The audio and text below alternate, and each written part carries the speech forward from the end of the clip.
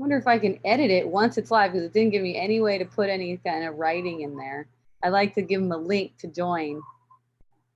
Oh, to the YouTube. I wonder if I can edit it once it's live, because it didn't give me any way to put any kind of writing in there. I like to give them a link to join. Are you recording now? Apparently I'm recording. That's on Edit it once it's live, because it didn't give me put any kind of writing in there. I like to give them a link to join. I'm going to edit while I'm live, I guess. Oh, I can go like this. I could say they could join me live right now. Oh, there. now you're on Facebook? This is so professional. Or are you on Zoom? No, I'm on Zoom. I'm on Zoom and YouTube. And what do you want over there? I'm on Zoom. Okay, you're on. Okay, now I'm doing record to the cloud.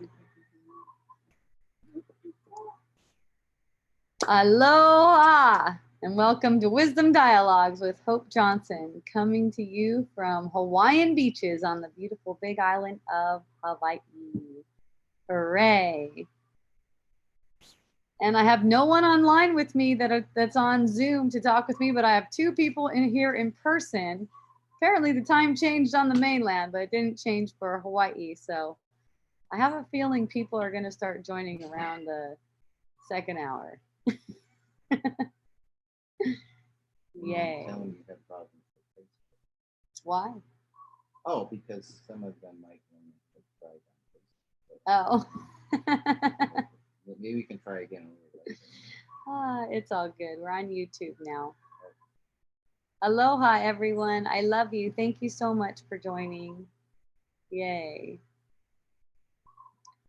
So one thing that's been coming up really clear for me that's really important, it's a really important piece that, you know, most aspects of spirituality don't really address. And that is the person's reaction to you. Whoever it is that you're relating with, that person's reaction to you. It's not really about you, so to speak. It's not a personal thing. But it's an indication. It's an indication. Remember, they are you. And they're asking you to show them their value and their innocence.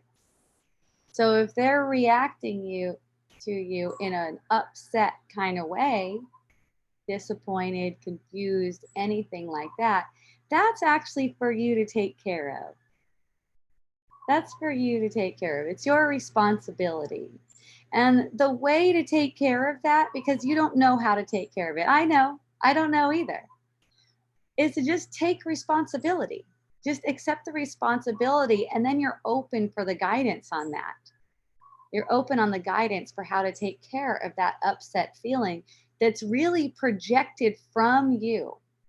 Remember, you're perceiving them. That means it's projected from you. So it's in your perception. It becomes your responsibility. It's not your fault. It's not like that. It's not like taking it as in, I must be something because I'm having this perception of you being angry with me. Guilty. No. Yeah, it's a guilty thing. No, it's not a guilt. It's not for guilt. It's an opportunity. It's an opportunity to take responsibility for that, because, you know, the ego's way is to use something like that for projecting.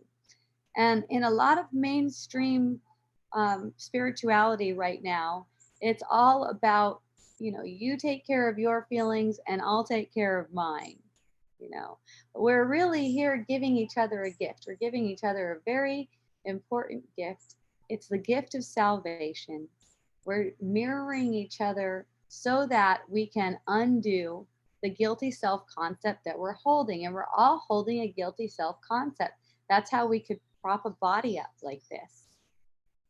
As the guilty self-concept gets worn down, sort of like dissolved, then everything becomes more easeful, of course. Relating becomes more easeful because everyone who you gave that message of them being very valuable to you, one, and loved, people give that message back to you too. They start reflecting that message back to you. And that's how it gets to be so easeful. But it's never like a grading thing, like, oh, I don't want anything bad. I don't want any kind of bad, anyone to say anything bad about me. No, it's not like that. It's wonderful because of the opportunity. It's totally wonderful. We're just programmed to react to that as if it's something we don't want, because that keeps projecting going. That keeps the projecting alive. See how tempting it is to go with it, that it's over there too. You know, making people out to be insane, that's talking about yourself again. I saw one post today where someone was trying to get some certain laws done for pedophiles, trying to get some certain laws set in place. And people came on, you know, which is neither here nor there, no deal at all. That's nothing. And then people came on and talked about the punishment that those people should get and feel justified in that because those are pedophiles. So they're feeling justified. And, you know, one of them was specifically wants them to just have mandatory killed, you know. And that's the thing is that person is you. The person is you and representing you in that moment. And if you're going to condemn them, you have to suffer the consequences. That's why we have death, because we've been wishing for death like all the time. We're always wishing for death. When we see something we don't want, we want to kill it, you know. See a person that seems to be, you know, such a, and that's the thing, that's the play. No one's really done anything. And whatever people seem to be doing, it's the rest of us calling for that exact behavior. Everyone who perceives it has been calling for it, projecting it even.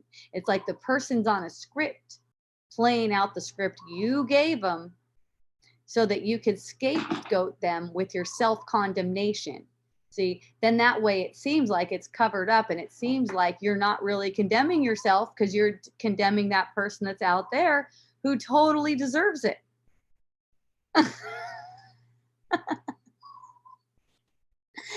And then plenty of people will agree with you. That's why, you know, talk about the blind leading the blind, because plenty of people will also agree with you, you know, to get on that kind of bandwagon.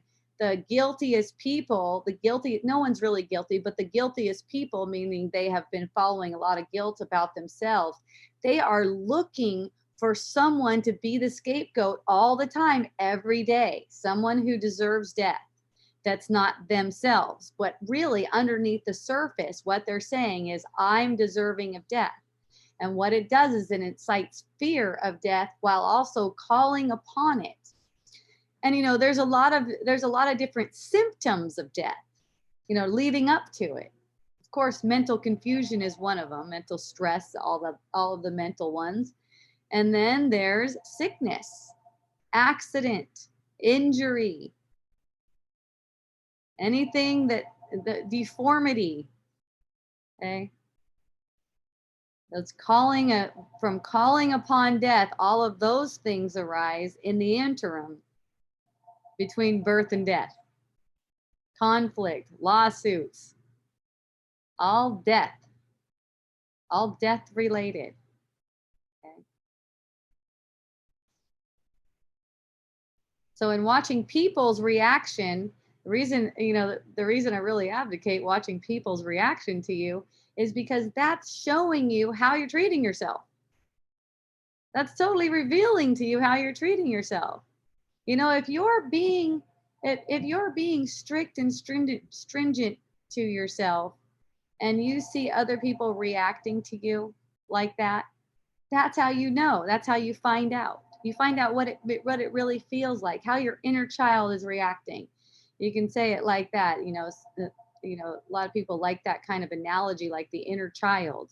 You say that's your inner child reacting, what you see on the other person's face. You only want to uplift your inner child. That's your true will. You only want to uplift your inner child because that's the expression of the joy that you are, which means you only ever want to uplift anyone, really. So in watching their reaction, you can get tuned in to how you're treating yourself. And in just that willingness to admit, this is how I'm treating myself, you get to see what's needed. And you know, all it is willingness to be sweeter to yourself. And you'll be shown. You'll be shown the way there. It's energetic, it's through feeling. It's sort of like a movement in the emotional body. It's not something that has to do with your surface expression, but that comes naturally. So you let your surface expression come naturally. If you're focused on the surface expression, you're not getting the guidance that you need. There isn't really anything going on the surface. That's just a play to show you where to look, so you remember where to go. And, you know, it's interesting, you know, for the mind to take a look at the fact that whatever we perceive through the senses, that means our eyes, what we see, what we hear, what we read, what we understand, that's all being taken in from a brain perspective. That's about a body. There isn't really a body.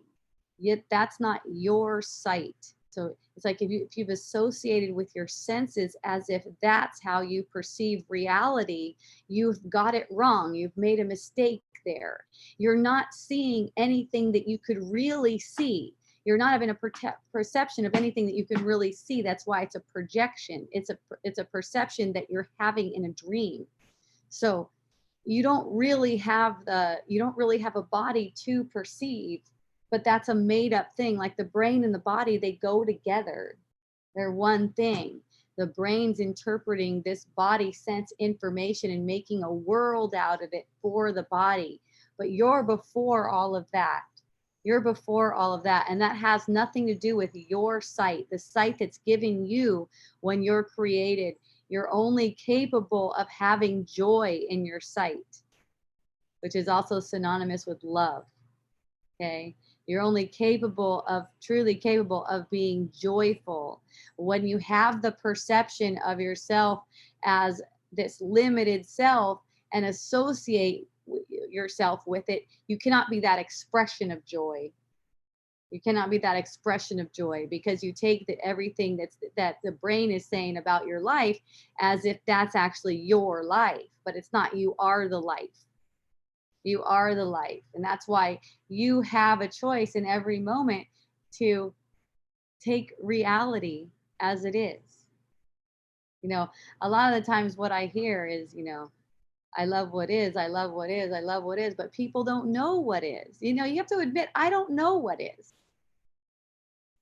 So first, you have to surrender thinking that you know what is. This is not what is. And then you'll be able to find out.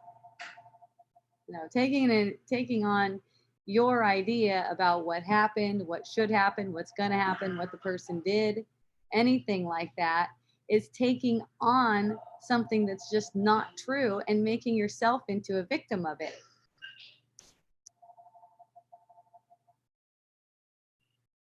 And it's easy because we give it up in one moment. It just be surrendered in one moment. It's like, oh, I don't know. I don't know what I'm looking at. And that way you can hear your guidance. You can listen to and you can follow your guidance. So that brings me to this question.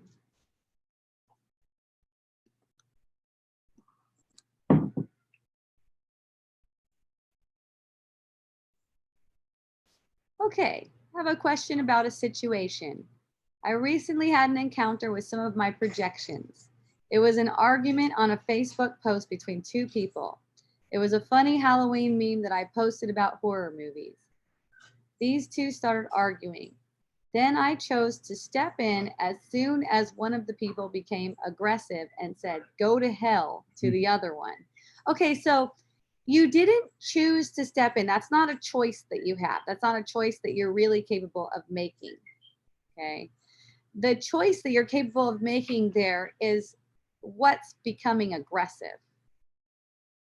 To realize what's becoming aggressive. There's not really another person. So you could say aggressiveness is here. It's arising. It's not really coming from another person. So the action, the expression of consciousness only comes after the fact. All these choices are made. The choice, only the choice between truth and illusion, it's one choice over and over again. And then the apparent choices come out of that. Okay? I felt the need to stand up for the one that I perceived to be attacked since it was on my post. Okay, so there's another choice there, that there, the person being attacked is also arising in your perception. That's all. Next time, I'll probably just allow them to fight and scroll on past, but I felt compelled. Well, you might feel compelled again. You might feel compelled again. If you don't see them as they are, you're going to feel compelled to do all kinds of things that you're going to see. You're going to see that you were reacting out of ego. You're going to know that you were reacting out of the ego by their response to you, by their reaction to you. Just like I was just talking about. That's how you're going to know. Watch their reaction to you. There's nothing wrong with it. That's the thing. There's not anything wrong with it. It's just that when these things get seen, they get worked out over time, over experience, they get worked out if they get seen. But if they're not getting seen, that's what I consider wasting time. Time's ticking on by, and all these things are going on where there's all these taking guilty concepts as true and just letting it happen. Permissiveness. Basically, the woman was playing the victim and trying to project her stuff and gain sympathy and pity. The guy was being neutral in tone, and he set healthy boundaries with her.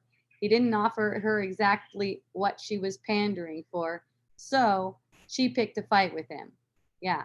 So I would just say, watch your reactions, watch people's reactions to you. Let's keep it really simple. Don't worry about what anyone else seems to be doing, because that's also all made up for you. Just watch your reaction, watch people's reactions to you. And, just to give you some permission, if you see people arguing on your post, you can always delete that comment. Isn't that fun? You don't have to say anything. I stepped in after she got aggressive. I offered compassion and sympathy to the victim, but also held her accountable for her behavior, which she did not like. Yes, she's not going to like it because there's a lot of I in there. There's not guidance. There's not spirit guidance. You'll know when there's spirit guidance because you know that you are not teaching her. She's teaching you. Okay? You're not teaching her. She's teaching you. Remember, you can only teach your own mind, and everyone is showing up to help you teach your own mind. So if you think you're going to give them a lesson, you are going to see a reaction most of the time. You're going to see an upset reaction come back at you. Never try to be a teacher of someone else. What you teach, you learn. It's all for you. That gives you a sense of gratitude for the person for giving you this lesson right now. And you'll be guided exactly what they need to know, what they can understand, what they can grasp right now. For most people, just hearing this kind of stuff is an attack. This is not for everyone. People that come on Wisdom Dialogues, they want to hear it. But, I don't just automatically and definitely learn from experience by people's reaction to me. Just don't automatically go, hey, yeah, the world isn't real though. The world isn't freaking real. That'll piss some people off. And that doesn't bring anyone closer. That doesn't bring them to you. That's not an example of how to be loving and compassionate. And whenever you take it upon yourself to teach someone, you're going to make a mess of it. You're going to make a mess of it. It has to be It has to be your teaching. Let it be your teaching. Okay. Otherwise, you're going to wind up super frustrated and irritated that you showed all this compassion. See, it's like I offered all this compassion and sympathy, but also held her accountable for her behavior. It's like she has no behavior, actually. You're not seeing her as she is. So her reaction to you is telling you that you're making her into something that she's not, which is really making yourself into something that you're not, and you want to know about it. That's why she's showing you that reaction. The total gift. Things escalated from her side. Okay, so you escalated. You used her, propping her up, to escalate your conflict, to escalate your inner conflict. Once you admit that, it's completely different. You're looking at a completely different scenario. You're looking at a whole different thing. Now you're actually getting the feeling effects of it. You're not projecting as if there's a person out there who's escalating stuff on their own.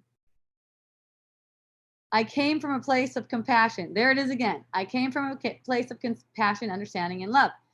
Actually, you didn't. Hooray. That you know because of their reaction. That's how you know. See, the thing is, the way we've been conditioned, we don't know when we're being compassionate or not. We don't know. We can think we are. We can think we're being compassionate. We find out. We find out. I can't tell you how important it is to watch their reaction to you. And, oh, I hope I wasn't being compassionate right there, because if that's how compassion is returned, that's fucked up. You can start with that. And then you'll get to the point where I definitely was not compassionate. Thank you for showing that to me. I definitely was not being compassionate with myself. It's not a right or wrong thing. It's not like you got it wrong if you weren't compassionate with yourself. You want to see when you're not compassionate with yourself, because as long as you find yourself in a body where other people are separate, other people are appearing to be separate, you get triggered, distracted, upset, anything like that, you can guarantee you're not treating yourself with love. You're not allowing compassion for yourself. And all these other people are showing you how you're doing that. That's what it's for. And then she says, I knew that this was my own projection, the whole interaction. Yes, I know you know. That's why I'm talking with you like this. I appreciate you so much. Thank you for showing this to me. This is awesome. My projection was projecting onto me. Ha ha. She started to twist my words and gaslight me. What does gaslight mean? Anyone know?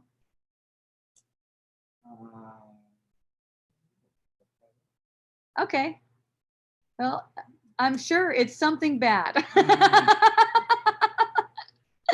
She was misinterpreting everything I said. Yep, that's what will happen. And trying to play a head game with me. Yep, I even tried apologizing at one point.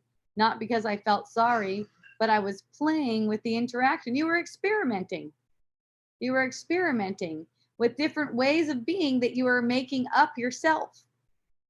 You're going to see when you're not into making it up yourself and you're not into designing your own lesson, let's say. I wanted to see the transformation, but it never came. Even with the apologies, she kept spewing insults. I kept offering love. I said, may you find peace. Yeah, so you're talking to yourself there. You're getting triggered. You're getting triggered, and that's why you can't just hit delete on the thing.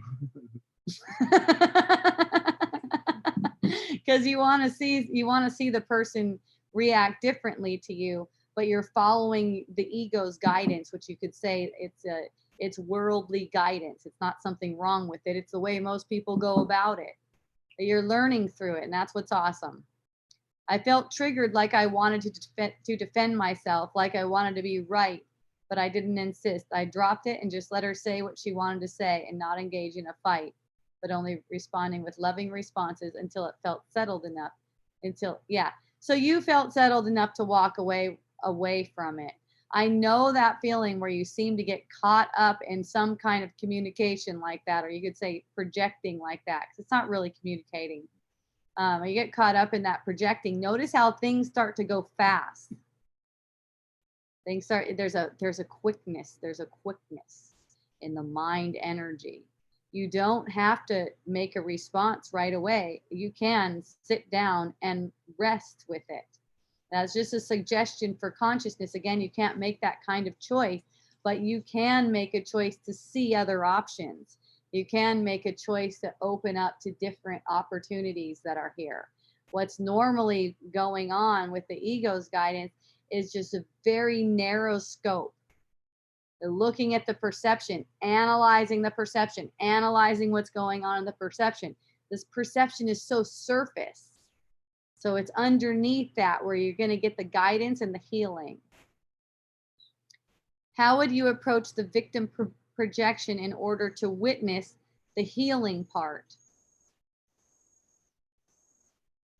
I just get whatever feeling it is that's arising for me. So if someone's projecting themselves as a victim, I just get the feeling that's arising in me, because I know that's really my projection. That's me, actually. That's me. So I don't need to teach them over there. You know what I mean? When the mind is focused like that, as in teaching a person outside of yourself, it's just a whole different energy. This is my lesson. If I have a projection of someone expressing victim consciousness right in front of me, that's my lesson. In fact, I've sat in meetings, in mediation type meetings, where a person is sitting in front of me projecting victim consciousness for 5 hours at a time. And the whole time I'm taking it for my healing only, not trying to teach them anything. I'm taking it for my healing. When they want their healing from that perspective, they'll learn from me on their own. I don't have anything to do about it. They learn from the example. That's how we teach. We teach from our example. Okay. Obviously, that was me doing that to myself, and the whole interaction was my creation. Well, here's the thing.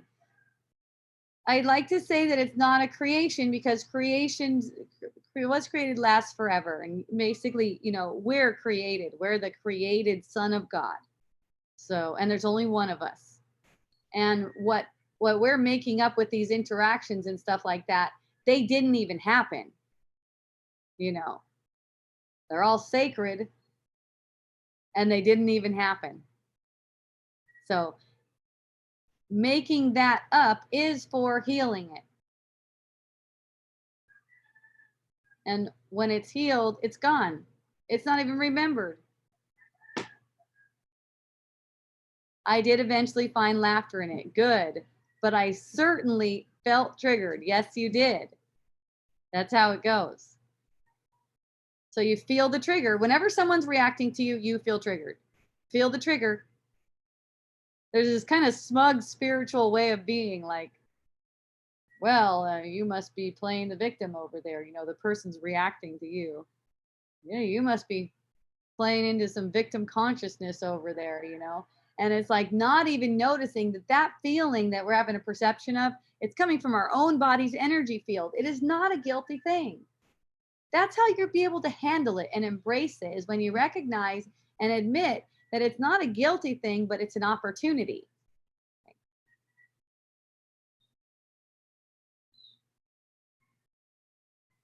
It felt draining. Yes, that's what that kind of thing can make you feel very tired. That's right.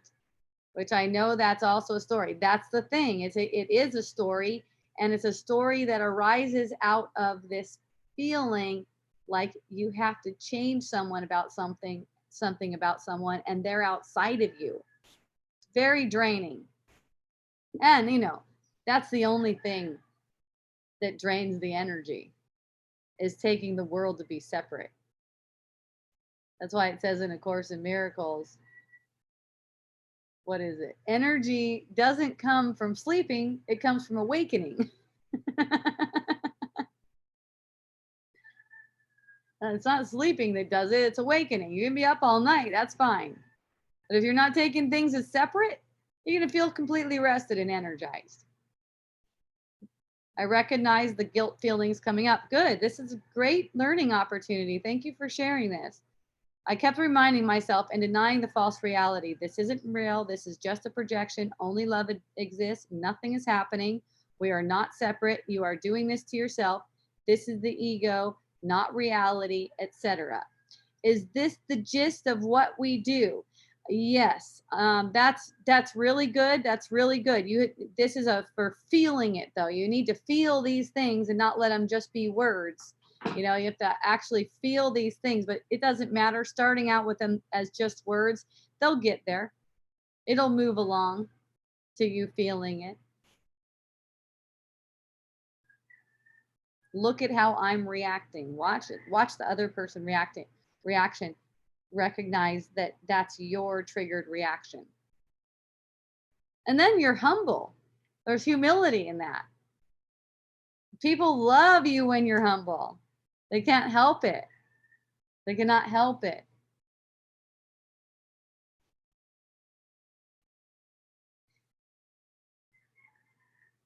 You do, and also you do not have to engage anyone. That's the thing. If someone's giving a projection, like, let's say it like this, if you're propping someone up with a projection like they're just super angry and don't want anything from you, leave them alone. They can have space. But watch, your guidance shows you. You'll see exactly when they need to be left alone and they need something said to them, because it's you. I wasn't sure if I healed anything in that moment because the energy didn't seem to transform. Oh yeah, lots of healing took place. Lots of healing took place because of that little offering you were making. You were offering to see that it's all you. That little offering is enough. You'll see as time goes by and you have more perceptions, and you are going to have more perceptions like this until it's completely healed. You're going to have more perceptions like this. It'll become easier. And eventually it'll become fun for you. It'll actually become fun for you. The next day I had all the tears move through me. Like, I didn't know why I was crying, but it felt really good. So I let them flow. It was odd. It felt like a release. But is that just imagined? Yes, it's all just imagined, and it's also all sacred. So enjoy everything. Enjoy it. It's all for healing. Okay? It's just that you don't have to make anything real. Say that. Sacred, but not real. Okay? The release that you perceive is symbolic. It's symbolic of releasing in the mind. There has been a release in the mind through this because of the willingness to see that it's you. And you may find more releases after you listen to this. Isn't that fun? How do we know if the perception gets healed? Anytime you offer a little bit of willingness to know the truth, to recognize where this is coming from, perception has been healed. Okay?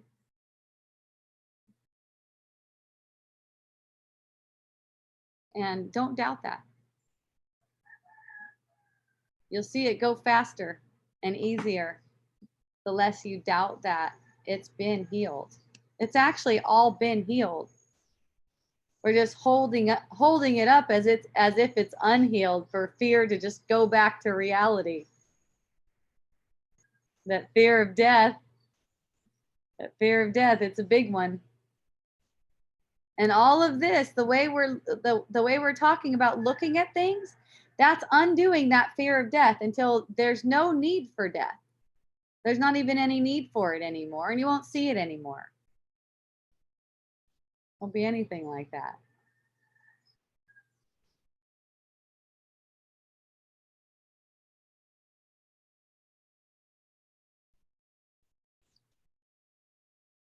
So this past weekend, I got the guidance very clear, verbally, very clear. Stop imagining yourself. Let me imagine you. What we have a perception of now, of who we are, our lives, what we do, our tastes, our preferences, it's all stories that we made up. And if you watch, you'll see that you're imagining these things about yourself all day long. It's like you have to keep on reminding yourself who you think you are. Because it's only propped up by thought. The whole thing's propped up by thought. So since you have to keep on imagining who you are, all these thoughts occur to you. You'll have imaginary conversations with people, telling them who you are. You'll have projections for people saying, oh, I'm definitely not that. I would never do that. You know, that's another way imagining yourself. And, you know, all that imagining, it leads up to conflict and death and suffering. It doesn't do any good. You know, the way God imagines you, and that was the me I was getting, saying, let me imagine you. I was getting that, you know, that me is symbolic of God. Seemed like it was just God speaking to me. I was walking through the garden and it was just like, stop imagining yourself. Let me imagine you. And I was hanging out in the garden for several hours, and that kept on coming to me again and again every time there was a story playing about myself. And it was so much release every time. It was so wonderful. It was beautiful. When that voice came, it's like, oh yeah, thank goodness. Because anytime you're having a worldly thought, which is a thought about yourself, about who you are in the world, it's tension. It's tension. People don't notice this because they haven't had that kind of release from the tension, that release of letting it go right in the middle of the thought pattern that's coming up, talking about who I am. Just in the surrender of it and letting it go, there's all this beauty that arises. It's like, thank you. And then there's forgetfulness again. And there's the story of me again. And there's the voice again. Stop imagining yourself. Let me imagine you. And it's just like, yay. Yes, I like that. Yes. Say yes to that. It's just so happy and free. I don't know how I want to be. I could take the past about how I have been and talk about what kind of broad I am. But that's not one bit true. And the more I think about myself like that, the more I think myself into a grave. More I think myself into conflict with people, for instance. Like I need this kind of, here's an example. I need to eat this kind of food, for instance. Drop it. You'll eat what you need to eat. It'll be okay. Drop it. It's a story about yourself. It's a habit. It comes along with a feeling. You feel the pressure of it. I mean, maybe you don't feel the pressure of it, but if you look, you'll find it. That occurred to me one day many years ago. I was driving in my car and I was on my way to meet with someone where we were into unpatterning beliefs. And I was driving in my car and it occurred to me every thought had an energetic pattern of some kind of tension unless it was a thought of God. Any thought about this life, any thought about me, any thought about work. Let's just keep that shit to a minimum.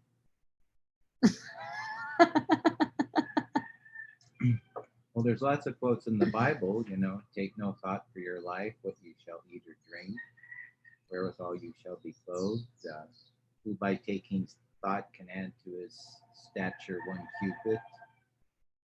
My thoughts are not your thoughts. My ways are not your ways.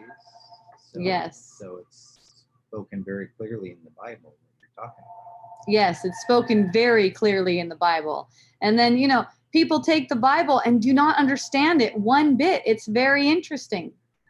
You know, all that stuff. It says all that in the Bible, and you have it like right on the tip of your brain like that. I love it. It just comes right out. It's great. But, you know, you don't see churchy people. You don't see churchy people and most people who call themselves Christians and stuff like that willing to surrender what they take to be real. And what's interesting, I was having a conversation with my mom, and my mom's been a Christian for probably like, shit, how old is she? She's probably been a Christian for like ever. I think she was born into Catholic, but she's became a Christian probably like 50 years ago or something. And the other day, you know, she told me about calling on some angels for healing. And I said, well, I like to look at it a little bit different than that, you know, just for these two angels that are really good for healing headaches, especially when you get environmental poisons. That's what she was telling me about. And I said, I like to look at it a little bit different. And that's that, you know, I don't actually have a head and there's no environment and there's no poisons. So I asked for clarity so that I could see the truth, because obviously what I'm seeing is the result of me deceiving myself. And then my mom said, well, it says in the Bible that God made us in his image. And I said, yeah, do you think that a dying ass body with a headache is in God's image? Is that in God's image? Really? You got to wash it? Does God need to wash his ass?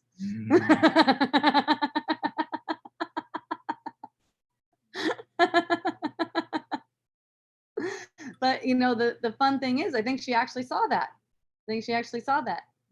And said, yeah, trippy. Like, I don't know if I can go there, but I think that's right.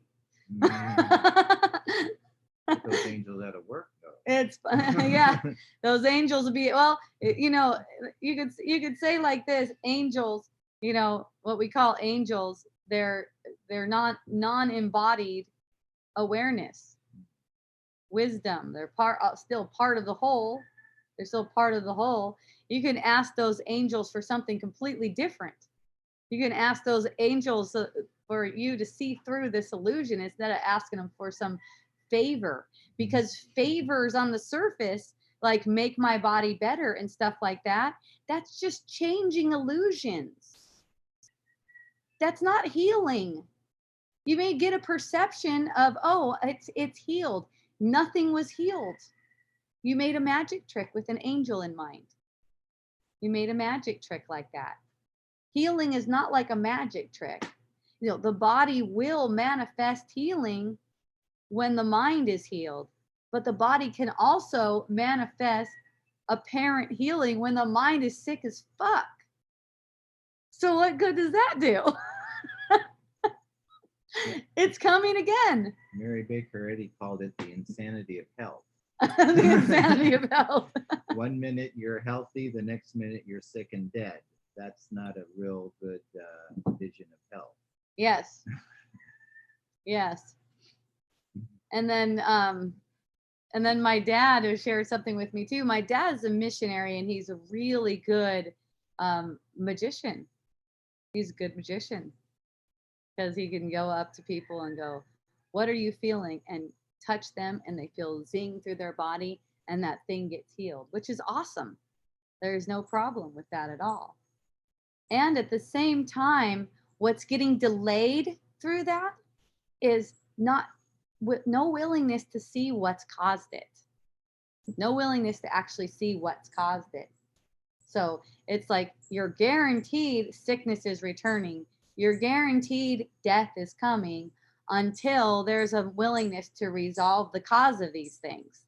That's the whole purpose, is to resolve the cause of these things. You know, if you're a good magician too, and you can make some healing tricks on a body, that's great. That's great. And you can take that same kind of magic trick. It's wonderful. It doesn't mean you need to get rid of it or anything. It's wonderful. And address what's beneath it in your own consciousness. I'm not saying anyone needs to teach anyone anything, because the teaching comes naturally. That just comes naturally. But in your own consciousness, to admit that I made this up. That way it's not being taught and learned by you.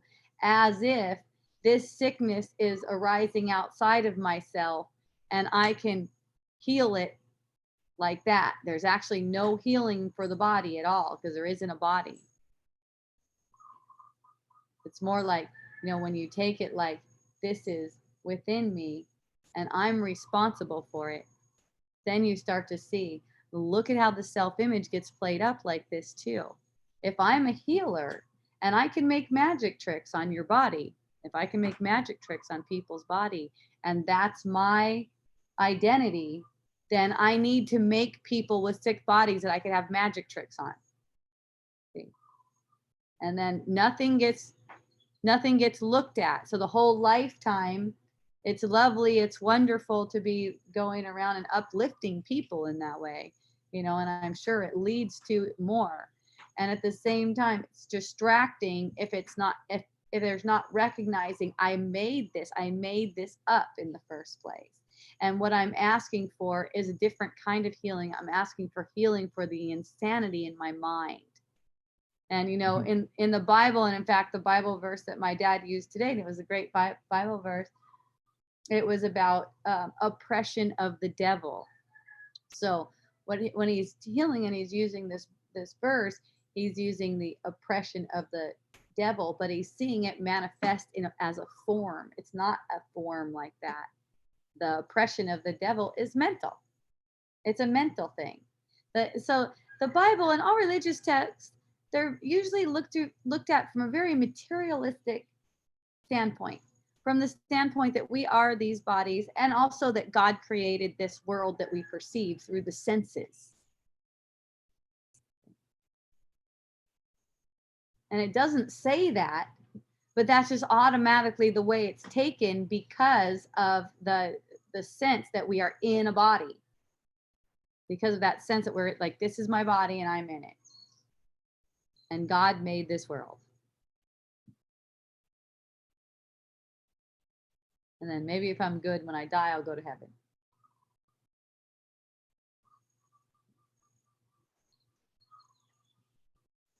It says it right there pretty clear. Bob's quoting verses all the time. It's like, whoa, those are so clear. What's the verse? A lot of them. All of them that you bring you're up. talking about what I was talking. Yeah. And then Mary Baker Eddy saying insanity of health, saying to get back to sanity. She's saying just trying for physical health is a form of insanity. Yes. Yes, for sure. For sure. Because it's denying the cause of the sickness. Which is out of your own mind. Yeah. It's denying that it's insanity in the first place that's causing the sickness. So it's covering up the insanity with a magic trick.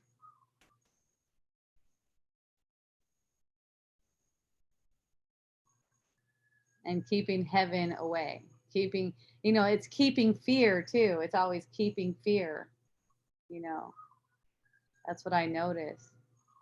It's like you haven't been good, and that's why you're sick. So you did something, you did all these things that made you sick. Well, isn't that the guilt that demands punishment? Then Yeah. You get sick. Yeah. And you can't help your action. Like say you go and you eat a gallon of ice cream or something like that. You cannot help your action. You're being driven like that out of a guilty concept. You're just being driven like that. And the best healing that I've seen with something like that, you find yourself eating something, say it's a gallon of ice cream, and those guilty thoughts start to come in about what effect that has. Watch them, get the feeling effect. Be willing to have them denied. I mean, as in shown that there's not one bit of truth to that stuff. You didn't even eat that ice cream. You had the perception of eating ice cream. So there's no way it's going to have any kind of effect on you, and any effects that you're perceiving, deny that evidence. This false evidence. Everything that you perceive here, it's all false evidence. It's false evidence based on the sense that you separated yourself. So taking that on, and the idea that, I'm going to go on a diet, or I'm going to purge, or I'm going to do something like that, while under this impression that you just ate ice cream and you feel guilty about it, is just adding more layers to that thing. Well, it's like FEAR, fear, false evidence appearing real. Yes. That's the whole world. In fact, you can say that's the body itself. It's based on fear. That's the biggest sickness is the body itself. Isn't that funny? But as it's appearing and it's used for communication, it's like it's infused with loveliness too. It's like it's used for communication, that your spirit is expressing through it. It's a spiritual expression, becomes a tool of the spirit. It's totally different. But when it's made to serve your own purposes, it's like this ugly thing, because it's used for making conflict. It's used for making disturbances. It's used for causing upset. Well, what's beautiful is the joy that you are, the lightness that you are, and that can come through the body sense, so it can be perceived in a way that you can actually understand, where there's willingness to see that anything you perceive that's out of accord with beauty and loveliness and wholeness is a mistake. It's based on a mistaken interpretation, mistaken belief about who you are.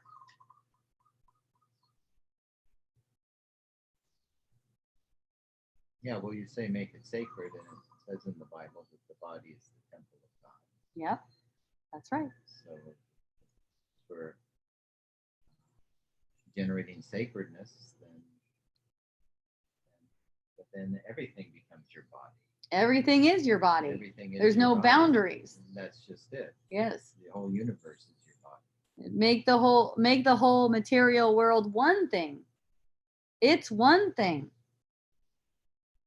And it's not separate. It's got no distance from your self-belief. Your self-belief and your body/world is one thing. They're in the same place. They're in the mind.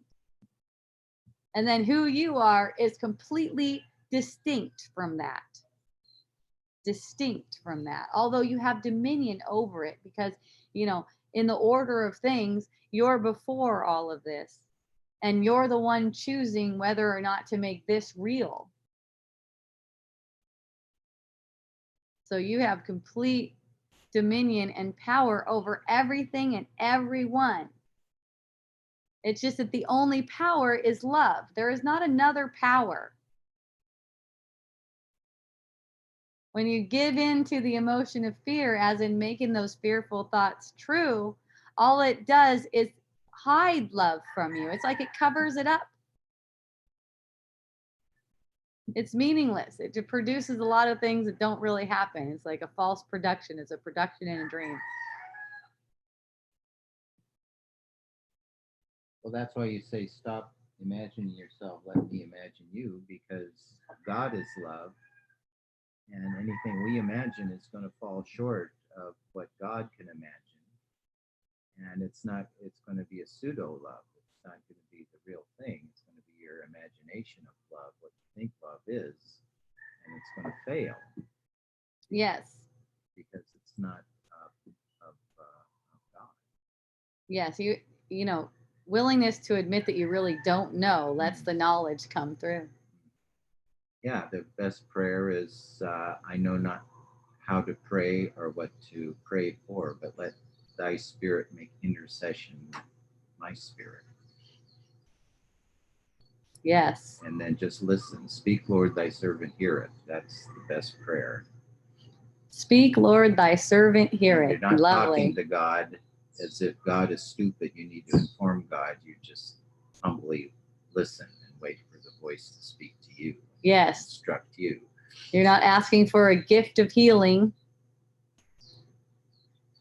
Yeah, why is God withholding something from you? You got to ask God for healing. God is keeping the healing away till you get nice and ask him please and thank you.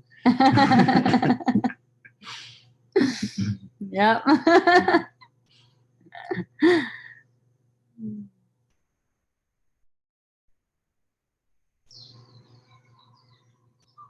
Yay. Thank you, everyone. I appreciate you.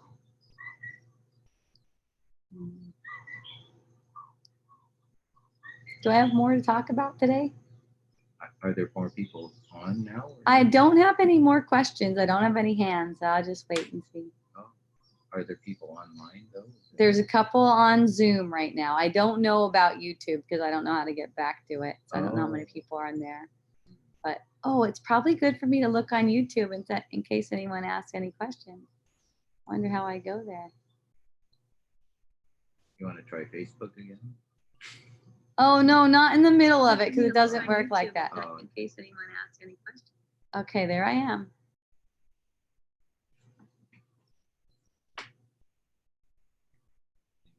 Oh no, nothing here. Okay. Well, let's see if anything else wants to be shared. Oh yeah, one more thing that's coming up. The performer. The performer. I have a friend. His name is Chitta. He's probably listening. Yay. Aloha. Welcome. I think people are starting to join now because the time changed on the East Coast.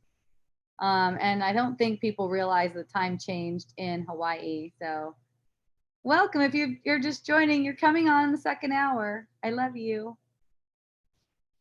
So what was I saying? Oh yeah. Chitta. Chitta. He was telling me how he really likes this performance thing, you know, how we're performers and we're performing for each other. And, you know, I'm like, yeah, that's really cool. And then it dawned on me recently that, you know, it's really important to consider that, you know, you're putting on the entire performance. You're not an individual performer. Because then if you're an individual performer, you actually think that you're responsible for how you're expressing. You're not. You're not. That performance is one performance. You know, you're responsible. You're responsible in the sense that you're responsible for all of it at once, not as an individual for an individual performance, but actually responsible for all of the performances that seem to be presenting themselves to you. Because if you just take it as if you're doing a performance, it's like there's this way of kind of like fucking with people. Hey, I'm just performing here. Oh, what's your problem over there? Oh, you don't like the way I'm performing? Okay. You know, when you take it as this is all my performance, everything that's being perceived, it's like, how would you like it to go? How would you like to feel? How would you like to feel? Let's put it that way. How would you like to feel in this performance? And, you know, if you know how you would like to feel, and we all do know how we would like to feel, might want to touch into that, like in the morning or any time of day, to touch into how you like to feel. And then when you're not feeling that way, noticing that you deserve to feel the way that you like to feel. And opening yourself to guidance that way. That way, the play and the characters and all the performance, they start to perform a more loving play, which is what we really want. But we've been conditioned to make an unloving play. We've been conditioned to make an unloving play. It's like an addict, you know. It's like an addict, and you know, in fact, anything that looks like addiction to like food, drugs, sex, anything like that, anything, it's symbolic of being addicted to making conflict.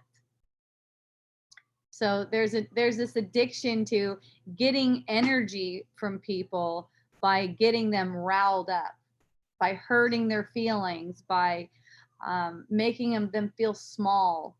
You know, there's an egoic energy rush that comes from that.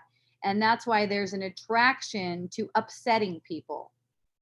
It's like the ego just got the upper hand, and it only feels release, a temporary sense of release, and then it's gone.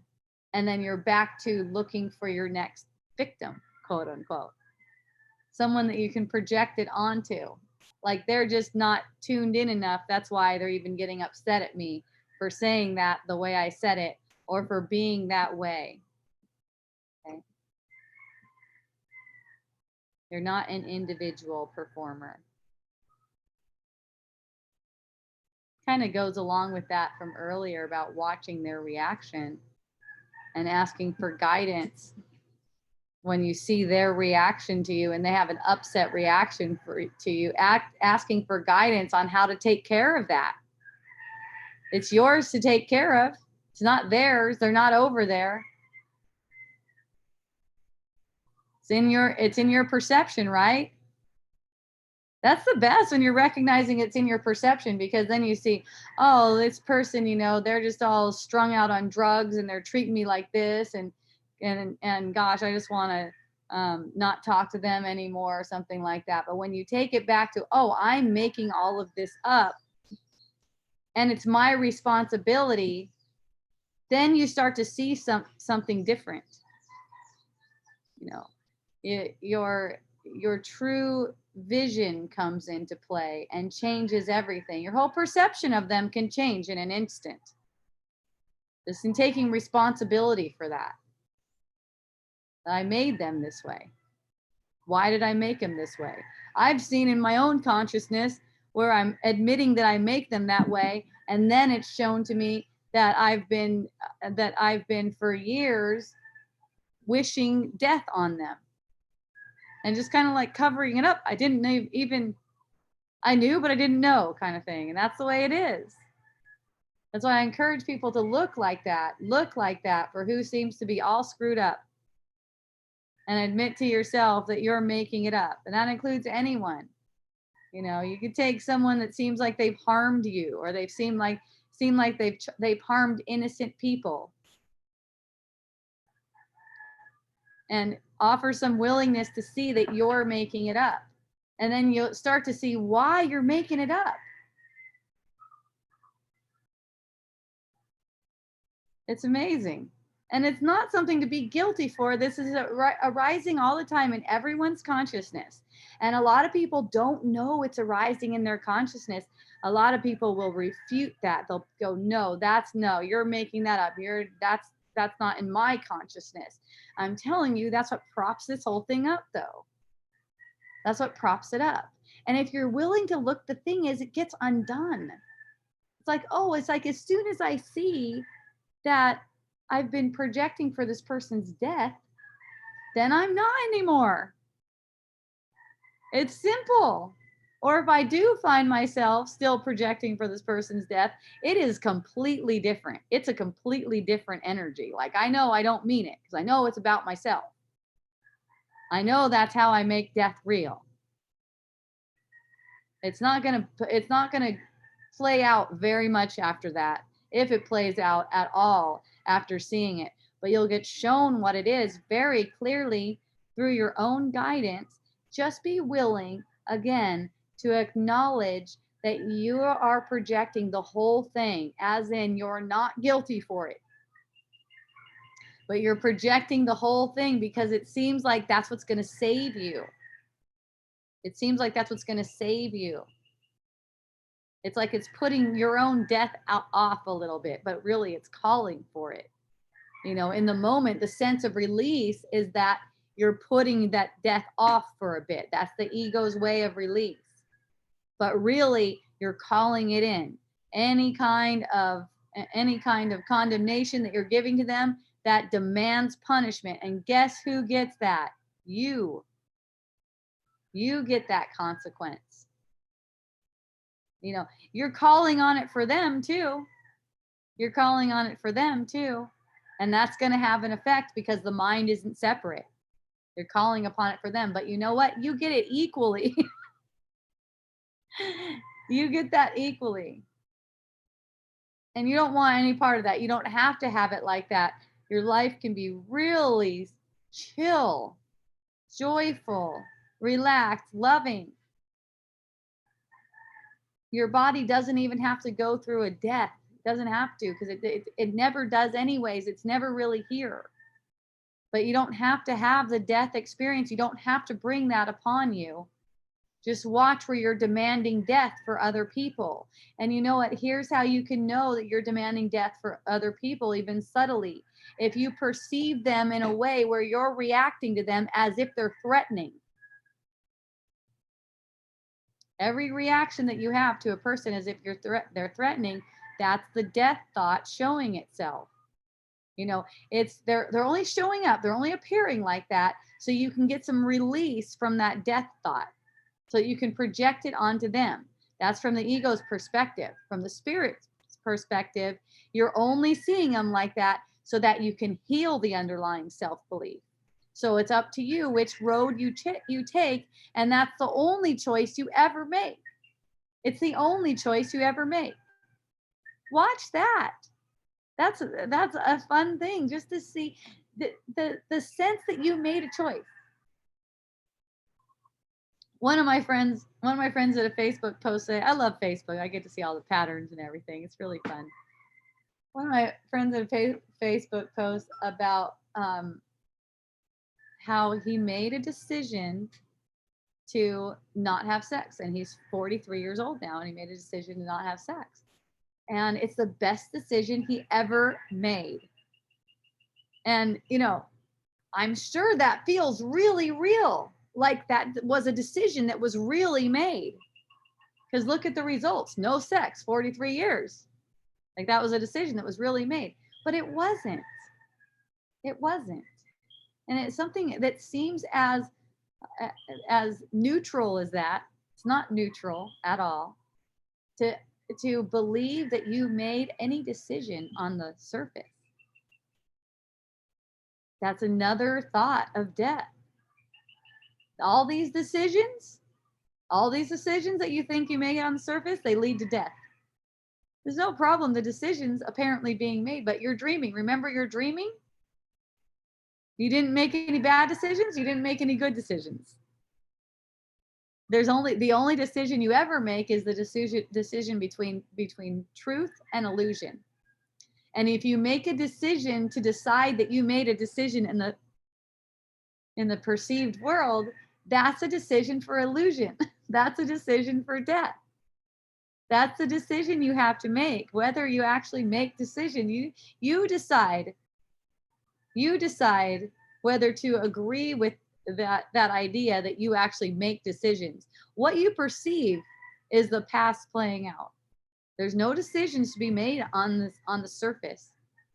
There's no decisions. All those decisions are spontaneously occurring. You get the perception that you made a decision, and then you convince other people that you made a decision. But really what occurred to you was you never got laid in 43 years, and then you took credit for it. Like you did that on purpose.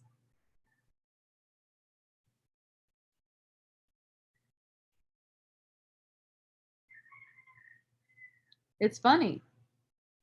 It's identity. That's how identity is. It's tricky like that.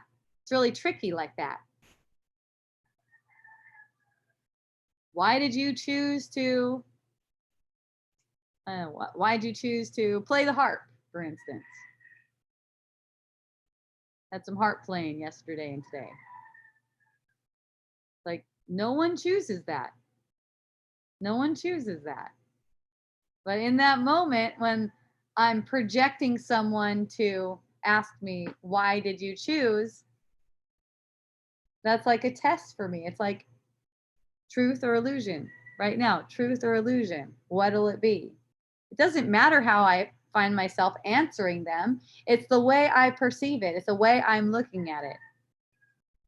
Wait a minute, I can't really choose anything, but I can still answer their question. No problem. Or it could just be, I don't know. Seemed like the thing to do. So you were talking about Chitta, that what is it, that we're all actors, or we're all performing? Well, Chitta really likes the concept of performing, that we're performers, that we're performing for one another. Yeah, so then I shared on your Facebook one time this Joel Goldsmith talk called Judging by Appearances, the Theater. Uh-huh. So it's like you're an audience in the theater, and you're seeing this play. You're seeing the villain and the heroine and the hero, and you're worried about what's going on, what the hero's going to do, if the villain is going to win, if there's going to be tragedy or whatever. But what determines the play is the author of the play. Yeah. And the author of this play, of this life, is God. It has nothing to, it's not determined by the actors or what they're performing. Mm-hmm. What they're performing and what's going on is determined by the author of the play, which is God. Okay. And so then you turn to God, that God is the one that is going to create the outcome of this earthly human drama. So we don't have to worry about global warming or what the Illuminati is going to do, or the failure of the economic system or whatever. That the outcome is in God's hands, because this is God's theater, and God is the author of life. Yes, and what we're perceiving that seems to be going on in the theater is our painting over it. It's our painting. Okay? And there's no, what's important about that performer thing, and there's no separate performers, that it's not like I'm just over here doing a performance for you. It's like we're all one. We're one. That one that you say that it's God's Son in whom he is well pleased. Mm. The split where there seems to be a whole bunch of us running all around, that's based on the thought of separation. So it's one performance. It's one performance, and we're just being performed. You can say we're just being played out by the one mind. In the sense of confusion, it's playing out these separate performers, but there's no separate performers. It's all the author. It's all God. Yes. We're just his puppets. He's got his hand in us, you know. Yep. All just helping us to see through that illusion that we've done it wrong. That we've separated ourselves from reality. It's all just for that. And when you take it as all for that one thing, then it becomes really fun. It's lovely.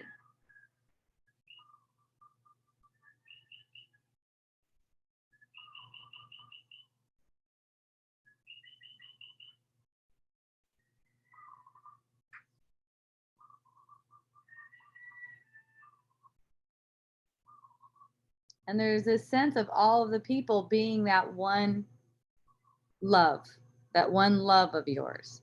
So it's all the people receive all of your love, because they get to be sensed like they are that love for you.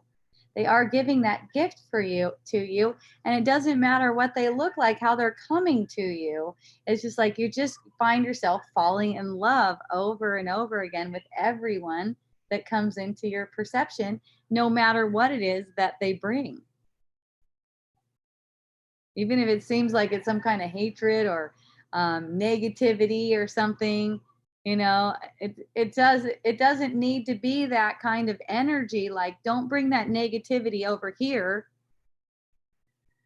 Like, you can play with that too. You can play with that. And when you see past the negativity and you just connect with the person, their negative comments, they don't really even mean anything. They're not getting a trigger out of you. They're not getting an agreement out of you anymore. But while they are getting a trigger or an agreement, just watch how your energy is playing.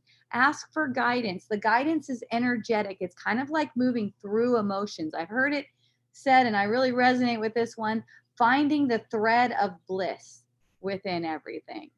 You'll see that there's this resistance energy, and it's always because of thoughts. It's always because of your own thoughts. You're taking as real, resistance to things on the surface. And then when there's a pulling back, there's seeing how you can get your way back to that thread of bliss. And that's being with everything as it appears to be, not as it is, as it appears to be, even as it appears to be, but looking right through it. And that's when you're getting more of an understanding of what is. Okay.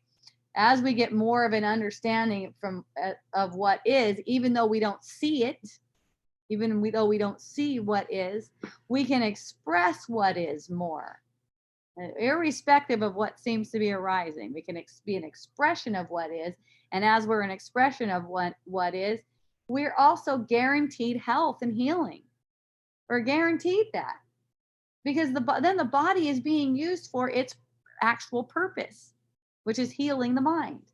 The body's purpose is to heal the mind. To the confused mind, the body's purpose is to get stuff for the mind: a partner, a comfort, good food, good money, whatever. But the real purpose of the body is to heal the mind. And the mind gets healed through communication. That means between us.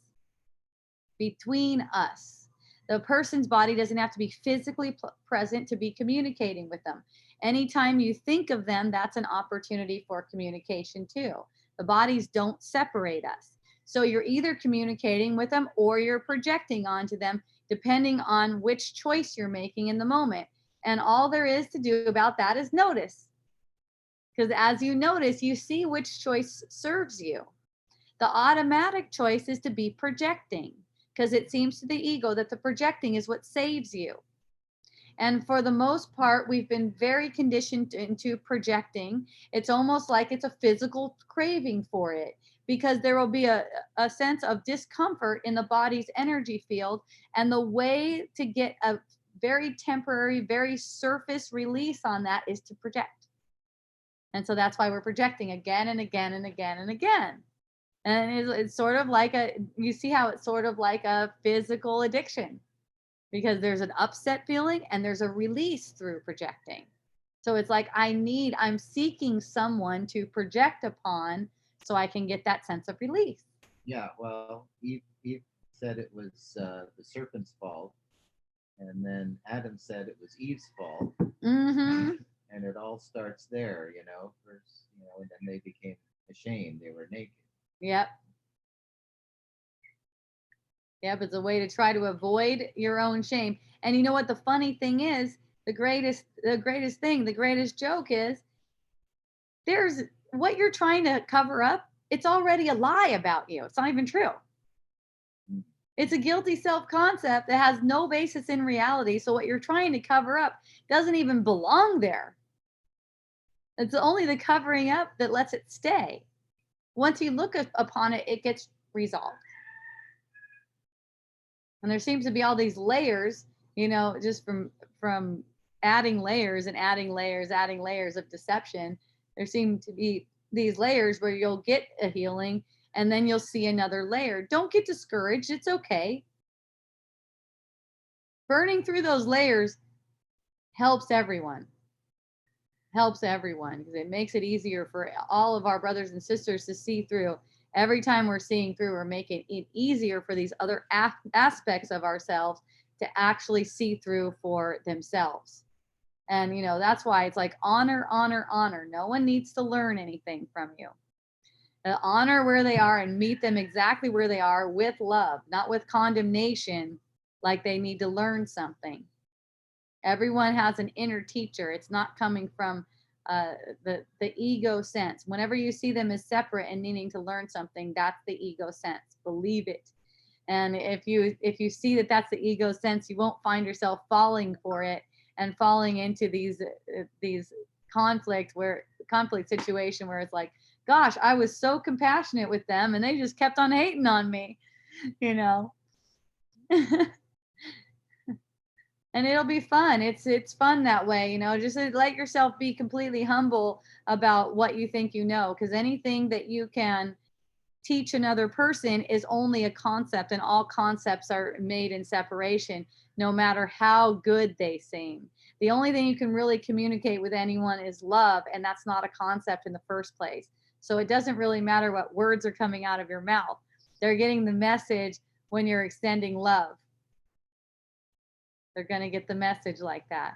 And, I've had friends give me some really good feedback like that, just in feeling like, hey, I love you and I have nothing to teach you.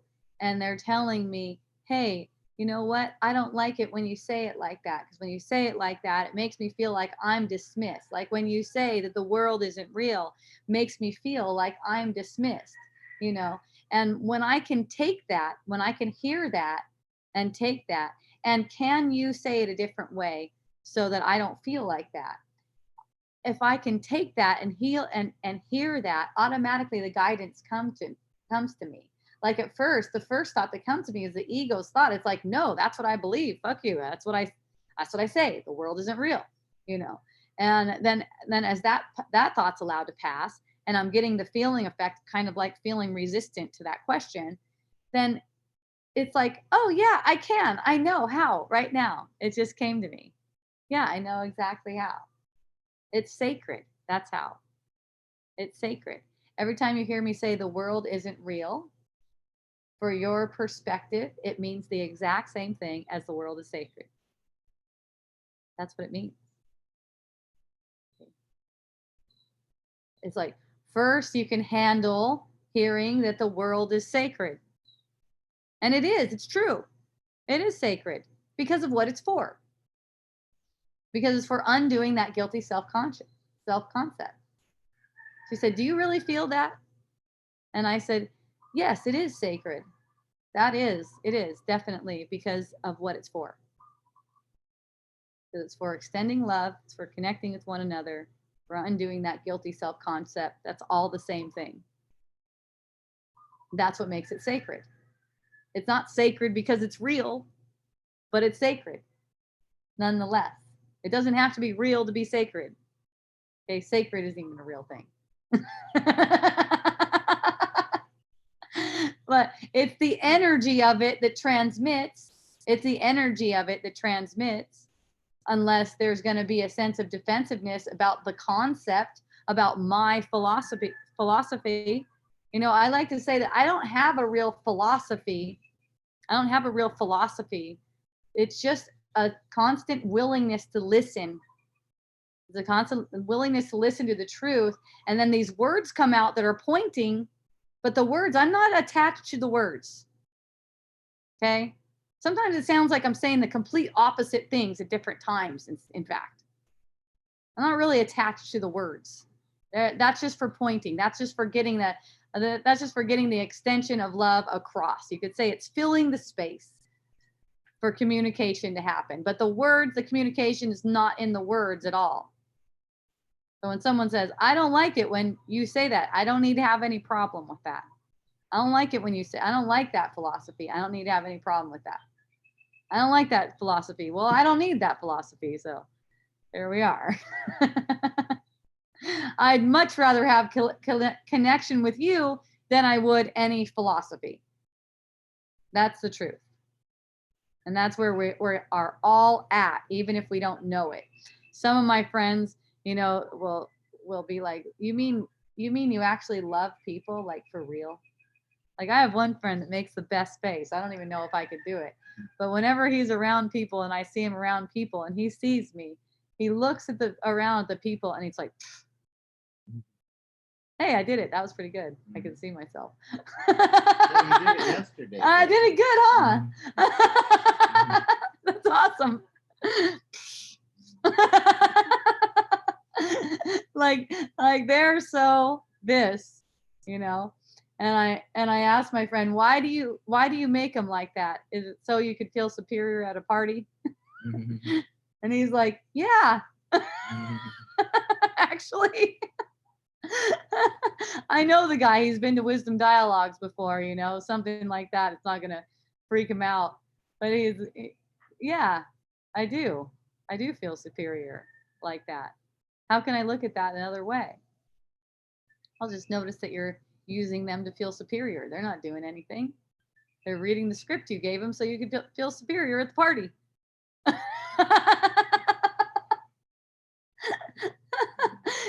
And the more you notice that, the more you do fall in love with people. It doesn't matter how they're projecting themselves, you know, because you know it's you.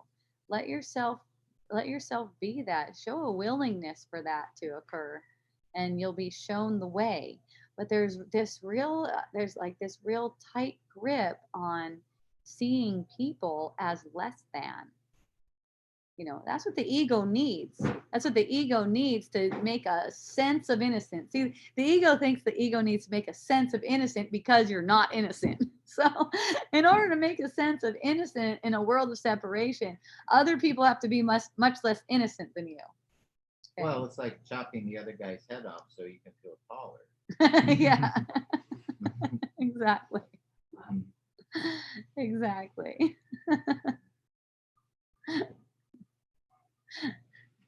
And if anyone wants to come up and say something to you, they're not coming from anywhere but your own mind.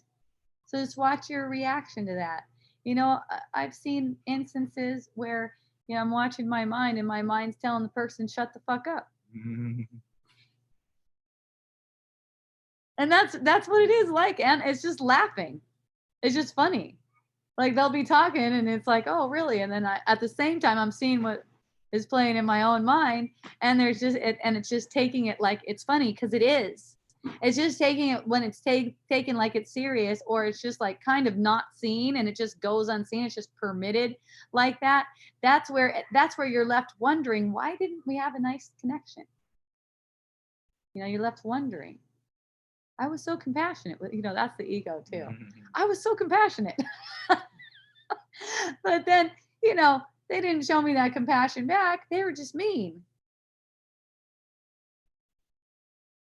It reminds me of one time when I was standing in the house with my 11-year-old son, and it seemed like he was being mean to me. And then he said, "You're being really mean." And I said, "Oh my goodness, I was just thinking of that about you right now, but I know it's not true." And then we both laughed, and then it's like done. It's like it's like our minds are not separate. People are picking up on this stuff, and a lot of times with kids are great because they mirror stuff back really fast. It's really good. It's really awesome. Someone asked me, how was it for you having your nephew? Because she asked me, how was it? What was it like having Dylan, and how's he at home and stuff? And I said, oh, he's doing great.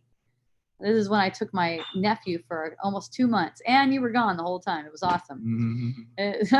Took my nephew for 2 months, and how are they doing?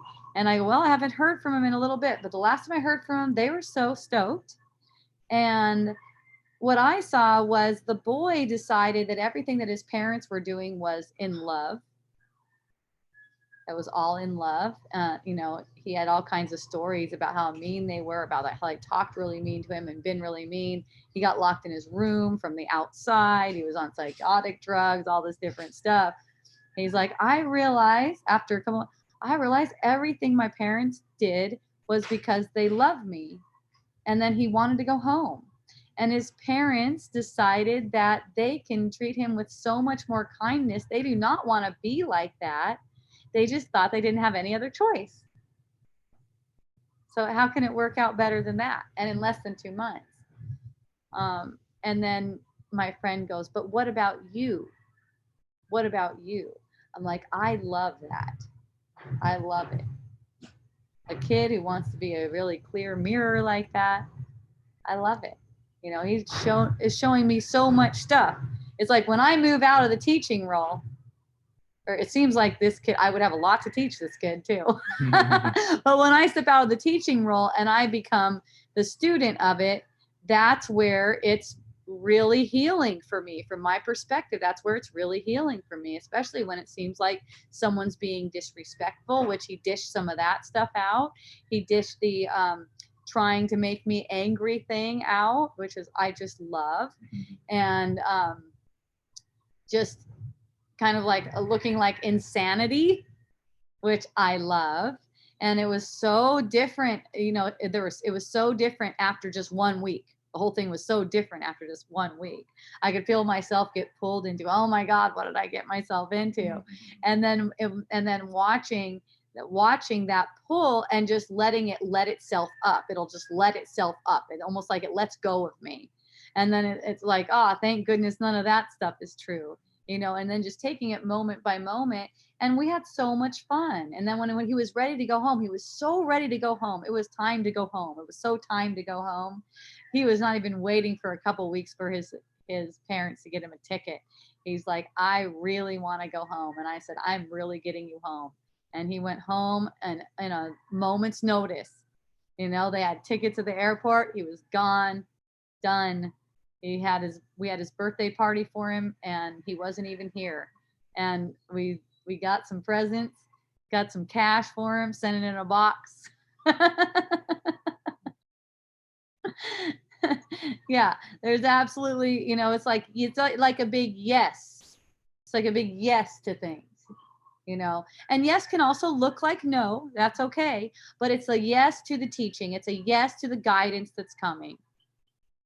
And it always shows itself to be a blessing that way. So yes, everyone. So unless anyone has any questions, I don't think I see anything written. I'm not on Facebook today, so it's a little bit quieter. This Facebook stream didn't work. Also, I start at 3 p.m. Hawaii time, and I know the time changed on the mainland. It didn't change here. So for my mainland folk who watch this, who come on, watch this, whatever, and your time changed, it's now an hour earlier than it was. Hooray! And unless there's any more questions, I'm going to wrap it up. I'm going to Aerial Silks tonight. I go to Aerial Silks on Tuesday nights. It's really fun. Yes. If you have that in your area, try it out. Maybe you'll like it. It's really neat. They teach you how to do it. Next thing you know, you're up in the air. Go to hopejohnson.org to find out everything you want to find out about all my stuff that I'm offering. Okay. At the moment, I don't have anything that I charge for at all, except my book. I do charge for my book. You can get that book now on my website. You could either order it through Amazon, or you could order it through my website, Miracle Botanicals. If you go to hopejohnson.org, you're going to find it.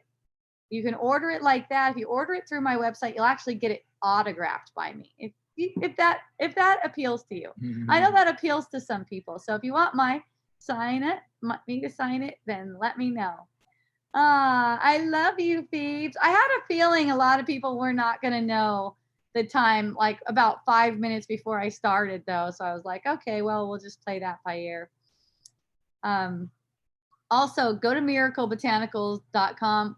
Our website is kicking ass. Even if you just go there to see what a bitchin' ass website it is. That thing is just, it's rocking. And let me know any kind of feedback you have about it, because we have the designers to help us, and we're rearranging some things right now to make it way easier on everyone to find all the directions and the recipes that we have and the descriptions about the different essential oils that we have. We only get the best essential oils in the world. There's nothing on our website that's a synthetic. So you can check that out. Also, you can donate to me on my webpage as well. Donations, financial donations, greatly appreciated. All this that I pay for comes out of my pocket, of course. Well, not literally. It's digital. It's all digital. It's digital money. I also welcome any kind of technical donations to get the word out more, because it's so much fun. Thank you so much. I love you. And I'll see you again next week, 3 p.m. Hawaii time. Mahalo, aloha, and a hui ho.